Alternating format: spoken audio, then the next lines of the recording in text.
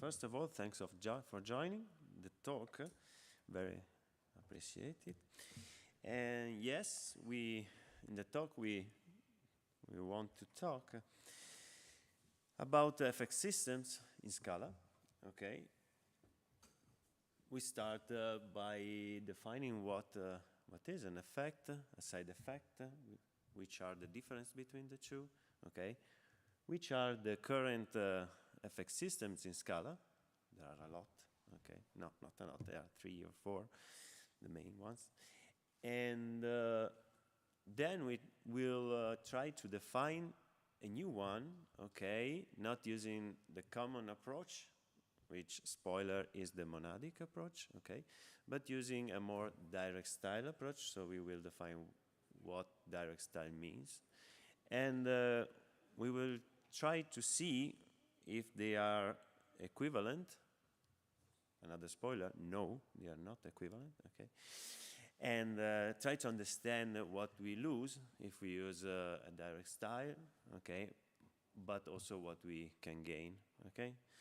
So first of all, let's introduce myself. I'm Riccardo.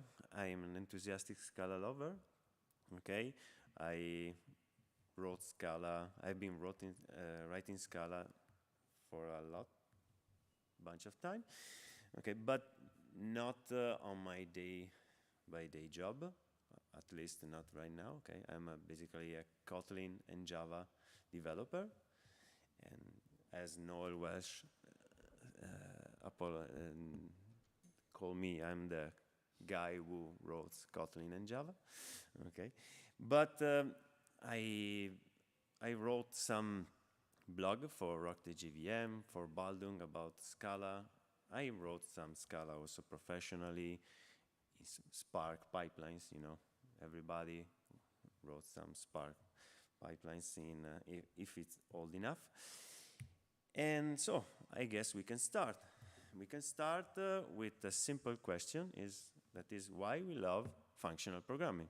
Because if you are a Scala programmer, you have to love, or there is a very high probability, okay, that you love functional programming. And I think because it's predictable, okay, it's predictability.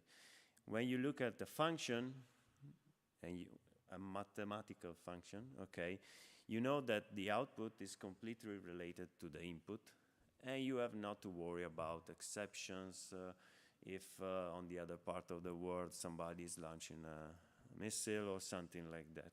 No, you have some input and then you get the same output every time you execute the function, and this is called more or less the substitution model that comes directly from the lambda calculus. And this substitution model enables, as we said, the local reasoning, okay, which is I don't have to worry about all the other stuff that are happening outside my function when I run it, okay? And the referential transparency, that is a good feature of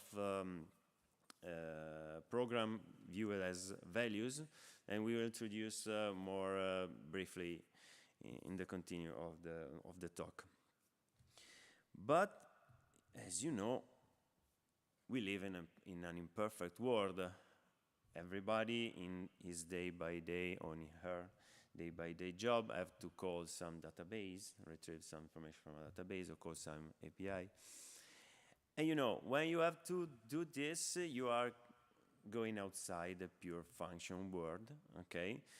And to understand this, we can introduce as a tiny function, okay, that model a coin toss, but in a different way that that usually, and the game player might be too drunk, okay, to lose the coin. I don't invent, it's not, I take this example from an article I read, but it's quite good to understand what a side effect is. You know, every time you run the drunk flip method of function, you obtain a different result. So clearly this is not a pure function because it does not adhere to its definition. And what does what are the features that make not adhere to the pure function definition? Well, for example, the function can throw an exception, okay, as we see there, throw a new exception. And every time we run it, basically we call the random, okay, next Boolean method that generate a new Boolean every time based on some seed or something like that. And this exactly is the definition of a side effect, which is basically an unpredictable change in the word outside our function, okay, but makes our function to run differently from the previous runs, okay, and they just happen, okay. We can do basically nothing. We can do anything to avoid in the real world side effects. A simple function as divide can produce a side effect, because if I try to divide a number by 0, we have an exception or an error, okay? So side effects are basically everywhere. And when a function has side effects, it's called impure. It's not pure, okay, as we saw for the drunk flip function. And the best thing that we can do with side effects, since we can't avoid them, okay, is to track. So to know that a function may have some side effects. Okay, there is nothing else we can do, and to try to put, okay, their execution at the boundaries of our program. And here the effect pattern comes, okay. The effect pattern say exactly this. Then we can track and control, okay, a side effect. And when we track and control a side effect, this becomes an effect. Okay, so using the effect pattern, basically our functions may list in some way, okay, the side effect that they can perform in the type together with the result type of the function, and they must separate the description of the function from the execution. So our function became a receipt. Okay, not so when we call them, we don't execute them, but basically we are only calling a receipt, and then we have to give to someone else them to be executed, and this is called deferred execution. Okay, and in some way, using the effect pattern, okay, enables us to use again the substitution model. Okay, and so we are happy again because we obtain a pure function. And the effect pattern, basically, I found the first definition of the effect pattern by Adam in his book Essential Effect. Okay, and I suggest you to read because it's a very good book. And fun fact, but if we look at the Java checked exception in the 90s, okay, they are a first try, probably a first involuntary try, to build an effect system on the JVM, because they have some features of the effect pattern. They allows us to track the side effects, at least the side effect of failing with some type exceptions, okay? And when we want to run a function that lists an exception, we have to handle the exception, the checked exception, or we need to list the checked exception in the signature of the function. We don't have deferred execution. So Java checked exception does not adhere completely to the effect pattern, but it was a try that then Java architects introducing Lambda, okay, didn't perceive too much, mostly because checked exception don't compose very well with Lambdas and higher order function. But if we return to Scala, as you know, we need some, we said, we need a type that lists the effects, the side effect, and the result type of the function, the happy path, okay, the function. If you think about it, monads are a good fit, okay, because monads list the enclosing type, basically, which could be the return type of the happy path of our function, and we can use the monad itself to list the effects, okay? However, monads have some problems. There are a lot of advantages, but also have some cons, which basically are the composition, okay, monad composition. If you have, as Martin said yesterday, if you have one monad, it's okay, but you have two monads or three monads, you have to react monad transformers or something like that, so they don't compose quite well, at least with the actual monad theory. And for example, one of the effects that we use every day is the option effect, which models the conditional lack of a value. And it's a clear example of a monad that is used to track an effect, okay? This is a slide just as a gentle reminder that when we have monad to compose them, we have to use map, FlatMap, okay? And since we don't like map and FlatMap directly, we use for comprehension, we make them more readable. It's only syntactic sugar, okay, for chains of matter from FlatMap and maps. And so we have we understand what is a side effect, what is an effect, the effect pattern, and now we can ask what is an effect system. An effect system is an implementation, okay, of the effect pattern, and it expresses side effects with dedicated types, okay, so it adheres completely to the effect pattern, and then it tries to replace side effecting operations of the standard libraries with new ones that list the side effects, okay, at least before capabilities in Scala. But for now, okay, effect system have to replaces all the side effecting operation, the standard libraries, and then it provides the structure to manage the effect, so what we call the handlers. And Scala already has some very good effect systems, okay? We will present briefly the major, which are the first one, cat effects, okay?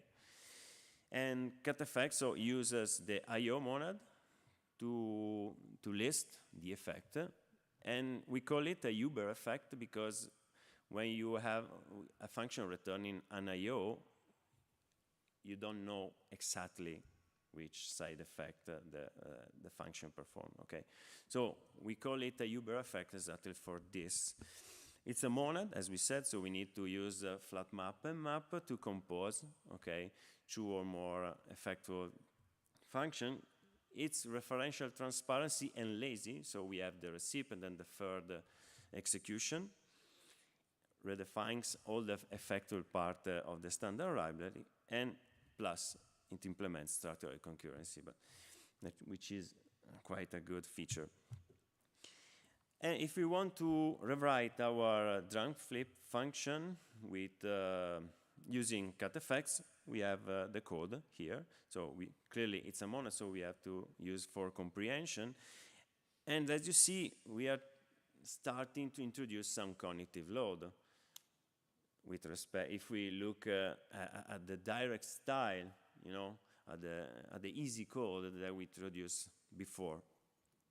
And as we see here, we have the random. This is not the random of the Scala library, clearly, but it's the part of the Cats effect that is replacing the standard library, okay? And also the IO rise error is the way that Cats effect has to say, okay, something bad happens. It's not an exception, okay? Well, yeah, it's an exception because in cat effect, the IO uses only exceptions, the exceptions type, to model errors or something like that, okay? Clearly, the library also gave us the way to execute effectful programs or function. You can extend the IO up simple or something like that, but every time you execute an effectful program, you execute it, and you will handle all the effects, okay, which are hidden inside the IO effects. But for example, I cannot say, okay, I only want to handle the raised errors, but not the random ones. Okay, you have to handle only one, and also for this reason you have it's called a Neuber effect, or I call a Neuber effect, but I'm not the only one. If we want to make to pop up okay, the side effect, we can use tagless final syntax, MTL library, but what we are doing is adding more and more cognitive load, you know, because if you take a Java developer or a Kotlin developer, okay, and ask to him or her, okay, explain me what's going on in here, probably it will take some hours, weeks, days, I don't know, but it's not that simple, okay? So for this reason, ZIO introduces new, which is another effect system, another monadic effect system in Scala, introduces more channels in the effect type, which are E, that models the error type. So here we are not constrained to exception anymore. We can use basically which type we want, okay? And the dependencies are, okay, to execute, that we need to execute the effect. And this one, we will see in a minute, will be the exact list of a side effect that effective computation can access. It's still a monad, so the ZIO REA is still a monad, is a monad in A. And for this reason, ZIO provides a rich algebra to manipulate, okay, to compose effectful computation ZIO, because we also have the other two ones parameters. So monads, FlatMap and map are not enough anymore. But it's still a Uber effect, because as we see in a moment, we have to run all the effects at once. But before, let's rewrite the drunk flip function in ZIO. And as we see, it's more or less similar to what we have with Cats Effect. The only thing that is different is that now we know for sure that the drunk flip function accesses the random okay, effect, because it's listed in the type of the function, and it can fail with some string, okay, which is the error channel here. So we don't fail with exception, but we fail with the string. Okay, so effects are now explicit in the R type, okay, type parameter. But as we said, it's still a Neuber effect because we have to run all the effects in one. And if you want to list more than one effect in the ZIO type, we can do it using intersection types. So for example, here, if the drunk flip, we also print something to the console, we will have ZIO of random and the console, comma string, okay? Okay, let's now introduce Kio, or Kaio, but I think it's Kio. And why Kio is different? Well, because it's the first monadic effect in Scala, as far as I know, that introduces the algebraic effect and effect handler theory, which basically means that first you list the single effect that the function can access, okay, separately in the type of the effectful computation, and you can handle each one separately, okay? Here, for example, okay, we can rewrite the drunk flip function using Kio, which is still a monadic effect system, okay, so we need the for-comprehension. And the monad is this one, okay, the minus. The minus character is a type alias for a monad, okay. But as you see, you have listed all the effects that a function can access. Here we have the I/O, which comes directly from the random, and the abort, which is the capability, sorry, the effect to raise an error of type string, okay. And until here, it's very similar to ZIO, but you can run, as we said, each effect separately. So, for example, you can take the trunc function and run only the abort effect, and you will get a partial result that still depends from the I/O. Okay, and the abort run is called an effect handler. Is a part of the algebraic effect and effect handler theory. Okay, so here you can eliminate, you can delete each effect separately, once at a time. And when you have run all the effects, you have clearly the happy path, or you have run your function completely. Okay, so let's finish the first part and start the second one, when we try to build our own effect system, okay? And all the effects that we saw, that we have seen, are based on monads, as we said. Monads are okay, very convenient, but as we said, we have a very high cognitive load. That is a barrier, okay, for everyone that comes from another programming language, for example, and wants to use an effect system. Okay. So, can we do something different? Better is not a good choice for the word. Can we do something different? Well, what we like about the direct style is that it's direct. It's easy to understand what's going on. When I call scala.util.random.nextBoolean, okay, I know exactly, I understand exactly what's going on. Okay, what I don't like is that I don't have the deferred execution. So, what I can do is creating a lambda, okay, that takes in input the random utility in Scala, and then we have, again, the deferred execution. But now I have a function, a lambda, okay, describing another function. And you know, they don't compose, but I don't want monads, because the next step will be reintroduce monads, okay?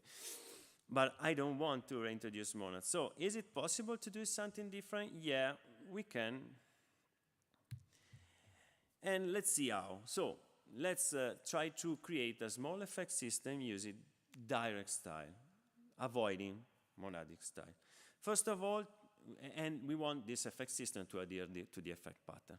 So first of all, we need, we need to replace the effectful part of the Scala standard library with our types, okay? So let's define first the effect with two traits.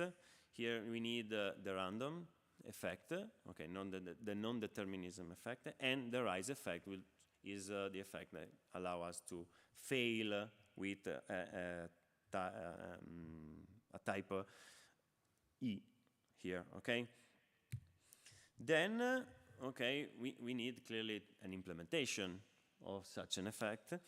Okay, here we are implementing the random effect, nothing surprising here. Okay, we are using the Scala random, okay, utility under the hood, but we don't want anyone to access directly to this implementation. So we have we have to declare this implementation as private, okay, and we call it also unsafe. So nobody have to access it. Then we want to track the effect. Okay, so we want to be able to say, okay, this effectful function, okay, access to the random effect or to the rise effect. And how can we do it? Using, for example, usings or implicit parameters. But here we are using Scala 3, so usings, okay? So, and we start to create a DSL to access to our effectful function. So we declare an object random, and then the next Boolean, clearly, function that needs in input, implicitly, okay, the random effect to execute.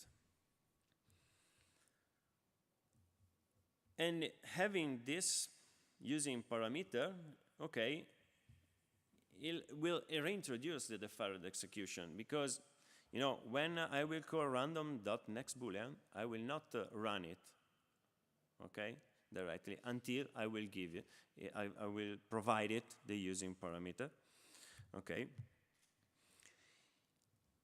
Okay, you know for sure what are a using or an implicit, so we can skip it also because we are running out of time. And if we basically do the same thing from the rise effect, so define, and we will see in a moment, define an object with a dedicated function rise, okay, which need a using parameter of type rise, which is the effect, okay. We can rewrite our Dawg function in this way. So we have listing, in the function signature, all the effects will be accessed by the effectful function, okay, and we will use directly inside the body. And if you compare this one with the first version of our Dawg function, it's very similar, okay. We have no for-comprehension anymore, no monads anymore. You will see in a moment it's not, they are not comparable, as we said. But the question that you should be asking is, why CAF is treated as a simple Boolean here? You know, we define the random.nextBoolean as a function that needs a using parameter. But, and here are the magic of Scala, Scala 3 introduces context function, okay? So basically are lambdas, are like lambdas, okay? But with some implicit context parameters, okay? And the syntax is this one. So when you see this symbol, you are introducing a context function. And what we are saying is that the program that we can store in a value, if we want to execute, need to we need to provide those two usings, okay. So this definition is completely equivalent to this one, okay. And the trick is that if we execute a function, a context function, or a function with a using inside a context that needs that using, okay, we can treat the result, okay, of the function as a row type, okay. And in this way, okay, basically we are getting the direct style, okay. So we don't need the monads anymore. We have a program that is roughly the same as the one that we started with. Now we have to run it, okay, because we define all the types, okay, all the machinery to define the receipt, but you know, we have deferred execution, so we need to run it, and to run it we can provide the handlers. So in the effect system we are creating is an algebraic, okay, effect system, and we need the handlers, and again we can handling each effect at once, okay. So for example, here we are creating the handler for the rise. So here is the definition of the DSL that we saw earlier, and this one is our handler. We call it run, and as you see, it returns a union type, so it basically can fail with E or succeed with A, okay? And as Kio, we can run in this way our effect once a time. So if we want to run only the rise effect in the drum flip function, okay, we will obtain a program that still needs the random one, okay, but we succeed with the union type, okay, which is the error or, okay, the epipath type. And we can see it basically as clarification, okay, but on the context parameter. And it's exactly what an algebraic effect system should do. And changing the handler, the good thing is that changing the handler, we can basically change the behavior of our program. If we can define another handler, for example, header this time, that will run our program that can fail with E and return an header, not a union type anymore, okay? Also Kio can do this, okay? It's a feature of the effect handlers. For example, we can define also, I don't know, an handler for testing purposes, okay, that returns always a fixed Boolean for random or something like that. And clearly to run completely our effector function, we have to provide the handlers for all the effects that are listed in the function, and we are done. So we have just created what we call a direct style effect handler system. We have the tracking of our effects, and we have the deferred execution. So we are adhering completely to the effect pattern. But there is a but. We lost referential transparency. So we lost the ability to refactor our code easily, okay, and to treat our programs as value, which is exactly what the referential transparency states. And we can see here, for example, if we try to create, okay, to store in a value the random next Boolean, and you reuse it in the two places when you have to use it, well, the genrand here will be evaluated, and so we have not the same semantic as before, okay, because we always have the same value for the genrand. Can we do something different? Yeah, we can define the genrand as a def. So we are saying to the Scala runtime, execute it every time that you find the genrand symbol. Well, it's a function, so the runtime has to do exactly this. But do we really need the referential transparency? Well, probably in the 80% of cases, it's not a crucial feature, okay? There are still valid cases in which they are probably, if you are creating some mission-critical program, okay, you want to use monads and effect systems, okay, they use monads because they have some feature, for example, the referential transparency, that it's crucial, okay? But remember that if you use monad, you have a high cognitive load. So we have to find the right balance, okay? And in my opinion, if somebody that came from Java or Kotlin or some other imperative programming language see a direct style, okay, program using an effectful program using a direct style effect system, well, it's easier to learn that one that is monad. So it's a hard trade-off. They are trade-off. But you want to reintroduce the flat map, so we have to end the map, and we can, because if we define in our okay, in our machinery a type called effect, okay, which inside is a wrapper, okay, of our effect, we can define then some extension function, flat map and maps, okay, and using the same definition, basically, of that we saw previously, we can redefine our drag-fit function, okay, using for-comprehension, also using our direct style effect system.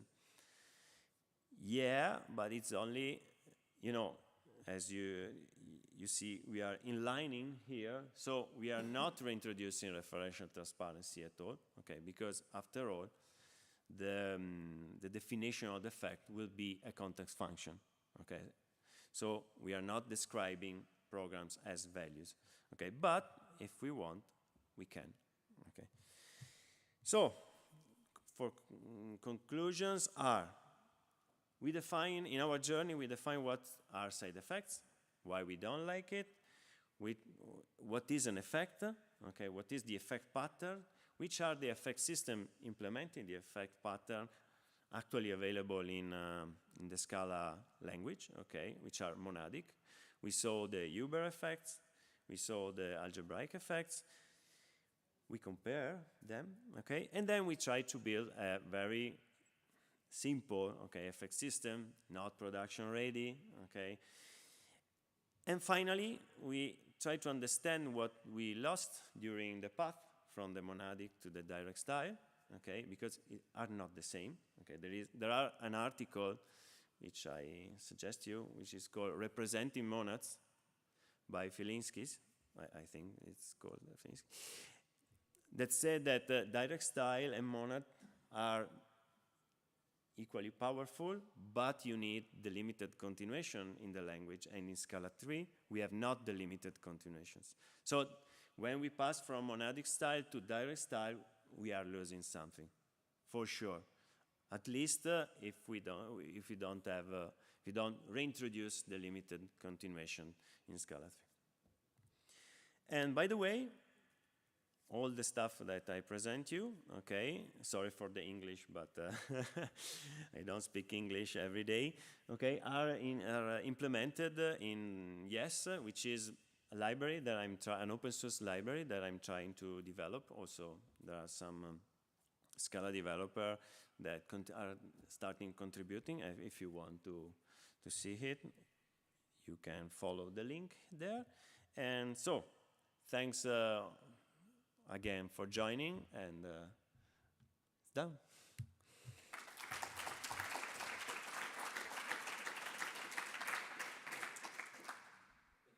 I think we have time for one quick question. Does anyone have a short question? Otherwise, I have one. It feels like you kind of came full circle at the end with FlatMap. You kind of went back to a monad. Sorry, can you? You kind of, at the very end, you kind of came all the way back to a monad again, and then you have the monad transformer problem. So, well, yeah, I don't know if the effect type is a monad, okay, because we need to prove, okay, all the laws of the monad, okay, are fulfilled, and I don't think that are fulfilled, okay. So it's just a trick. It's just something that while I'm implementing, okay, the library, I saw, okay, that it's possible, but I don't think that it's worth using, okay. Any other question? Let's thank the speaker again.